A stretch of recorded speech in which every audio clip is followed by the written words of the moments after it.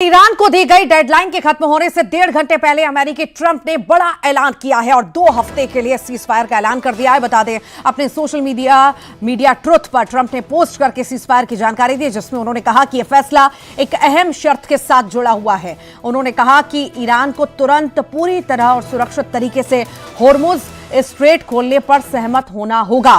Trump ने इस फैसले को दोनों पक्षों की ओर से सीज फायर बताया है।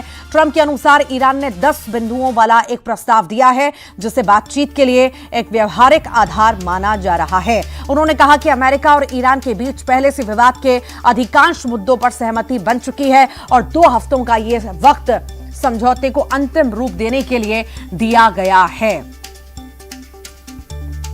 तो सीज फायर का ऐलान हो चुका है और ईरान की 10 बड़ी शर्तें हैं। ग्राफिक्स के जरिए आप देखिए, ये शर्तें जो ईरान के द्वारा रखी गई थी उस पर सहमति बनी और सीज फायर का ऐलान हुआ। अब काफी ज्यादा नुकसान जो है हो चुका है। पश्चिम एशिया से अमेरिकी सेना की वापसी हो चुकी है। बता दें आपको, लेबनान समेत सभी मोर्चों पर युद्ध विराम का ऐलान कर दिया गया है। तो ये 10 बड़ी बातें हैं जिनका हम जिक्र कर रहे हैं। ईरान पर अमेरिका कोई हमला नहीं करेगा, ये डोनाल्ड ट्रंप यूएस के राष्ट्रपति, जिन्होंने ये ट्रुथ पर पोस्ट भी किया है और बताया है कि शर्तों के साथ सहमति बनी है। 2 हफ्ते के लिए हमले रोक दिए गए हैं। तो दोनों देशों के बीच इस्लामाबाद में बातचीत की बात कही जा रही है। ईरान अमेरिका जंग 2 हफ्ते के लिए सीज फायर का ऐलान हो चुका है। तो होर्मुज को पूरी तरह से खोलने का ऐलान किया गया है।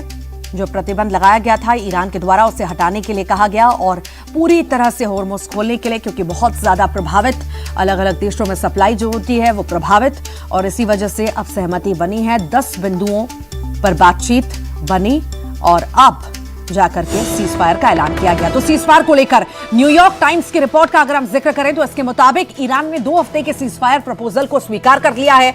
रिपोर्ट में दावा किया गया कि ईरान के सुप्रीम लीडर मुश्तबा खामेनेई ने इस सीज फायर को अपनी मंजूरी दे दी है। इस्लामिक रिपब्लिक की सुप्रीम नेशनल सिक्योरिटी काउंसिल ने 2 हफ्ते के सीज फायर का जिक्र करते हुए एक बयान भी जारी किया है। बयान में कहा गया है कि समझौते की डिटेल्स को फाइनल करने के लिए शुक्रवार से बातचीत शुरू होगी। इसका मकसद अमेरिका के साथ होने वाले समझौते की शर्तों को ज्यादा से ज्यादा 15 दिनों के भीतर अंतिम रूप देना है। ईरानी नेशनल सिक्योरिटी काउंसिल ने यह भी साफ किया कि समझौते में होर्मुज स्ट्रेट से गुजरने को लेकर नियम तय किए गए हैं, जिनका पालन ईरानी सेना के साथ कोऑर्डिनेशन में किया जाएगा।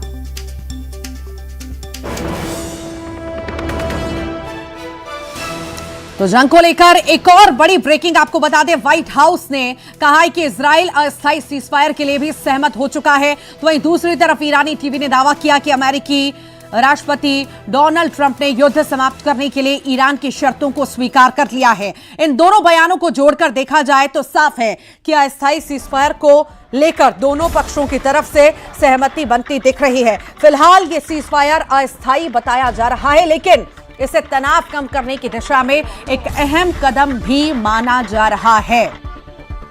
तो 10 शर्तें ईरान के द्वारा रखी गई और उन शर्तों को मान लिया गया और अस्थायी तौर पर अभी सीज फायर का ऐलान किया गया है।